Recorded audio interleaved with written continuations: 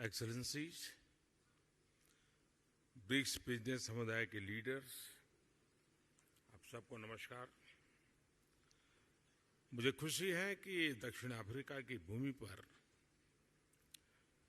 रखते ही हमारे कार्यक्रम की शुरुआत ब्रिक्स बिजनेस फोरम से हो रही है। सबसे पहले मैं राष्ट्रपति रामाफोसा को उनके निमंत्रण और इस बैठक के आयोजन के लिए बहुत बहुत धन्यवाद देता हूं। ब्रिक्स बिजनेस काउंसिल को 10वीं वर्षगांठ पर बहुत बहुत बधाई और शुभकामनाएं देता हूं। पिछले 10 वर्षों में ब्रिक्स बिजनेस काउंसिल ने हमारे आर्थिक सहयोग को बढ़ाने में बहुत महत्वपूर्ण भूमिका निभाई है।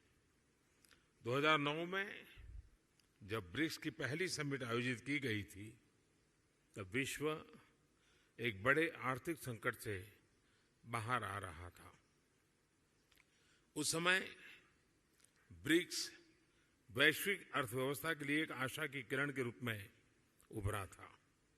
वर्तमान समय में भी कोविड महामारी, तनावों और विवादों के बीच विश्व आर्थिक चुनौतियों से जूझ रहा है। ऐसे समय में ब्रिक्स देशों के एक बार फिर महत्वपूर्ण भूमिका है।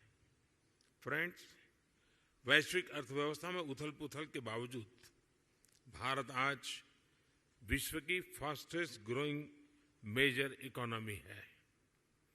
जल्द ही भारत $5 ट्रिलियन इकोनॉमी बन जाएगा। इस बात में कोई संदेह नहीं कि आने वाले वर्षों में भारत विश्व का ग्रोथ इंजन होगा।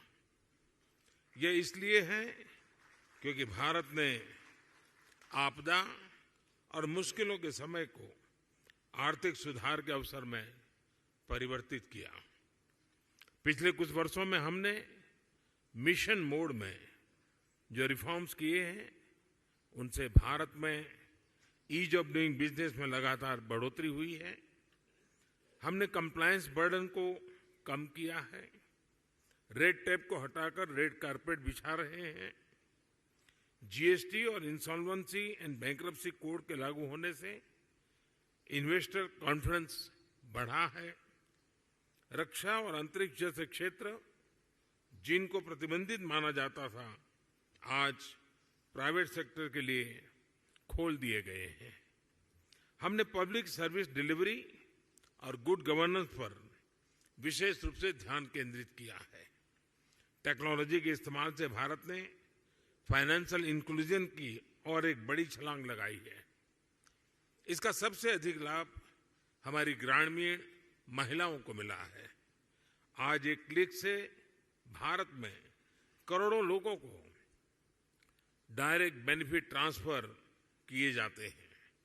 अब तक $360 बिलियन से भी अधिक ऐसे ट्रांसफर किए जा चुके हैं।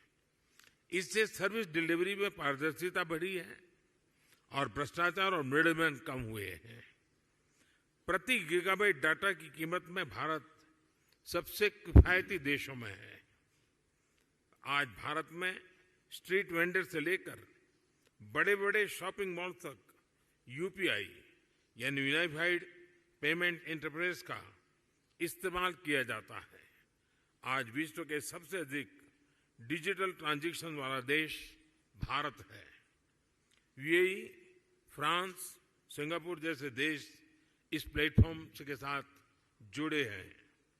ब्रिक्स देशों के साथ भी इस पर काम करने के लिए अनेक संभावनाएं हैं।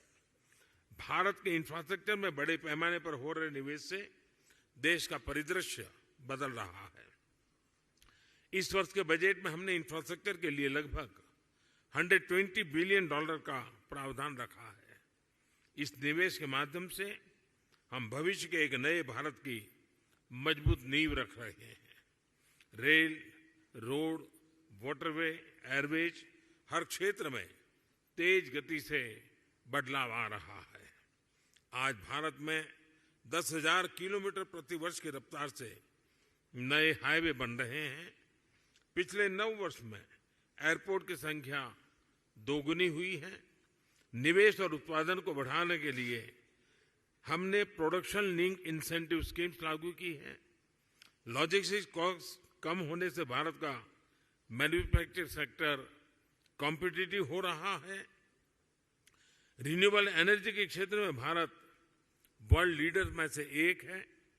हम भारत को solar energy, wind energy, electric vehicles, green hydrogen, green ammonia जैसे क्षेत्रों में ग्लोबल मैन्युफैक्चरिंग हब बनाने के लिए सक्रिय रूप से कदम उठा रहे हैं।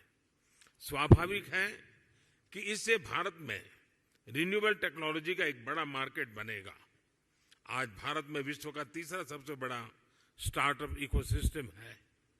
भारत में इस समय 100 से भी अधिक यूनिकॉर्न है। आईटी, टेलीकॉम, फिनटेक, एआई और सेमीकंडक्टर्स जैसे क्षेत्रों में हम make in India, make for the world के विजन को आगे बढ़ा रहे हैं।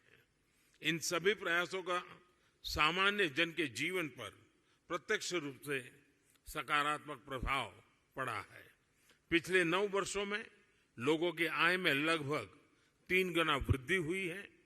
भारत के आर्थिक विकास में महिलाओं की सशक्त भागीदारी रही है। आईटी से लेकर स्पेस तक, बैंकिंग से लेकर हेल्थ केयर तक महिलाएं पुरुषों के साथ कंधे से कंधा मिलाकर देश की प्रगति में योगदान दे रही है। भारत के लोगों ने 2047 तक एक विकसित राष्ट्र बनाने का संकल्प लिया है। फ्रेंड्स, मैं आप सभी को भारत की विकास यात्रा में शामिल होने के लिए आमंत्रित करता हूं। कोविड महामारी ने हमें रेजिलिएंट और इंक्लूसिव सप्लाई चेन्स के महत्व को सिखाया है। इसके लिए आपसी विश्वास और पारदर्शिता बहुत ही महत्वपूर्ण है। हम एक दूसरे की ताकतों को जोड़कर पूरे विश्व, खासतौर पर ग्लोबल साउथ के कल्याण में महत्वपूर्ण योगदान दे सकते हैं। एक्सेलेंसी, मैं एक बार फिर ब्रिक्स बिजनेस जगत के लीडर्स को उनके योगदान के लिए बधाई देता हूं। इस मीटिंग के शानदार आयोजन के लिए मैं मेरे मित्र राष्ट्रपति रामाफोसा का भी आभार व्यक्त करता हूं। बहुत बहुत धन्यवाद।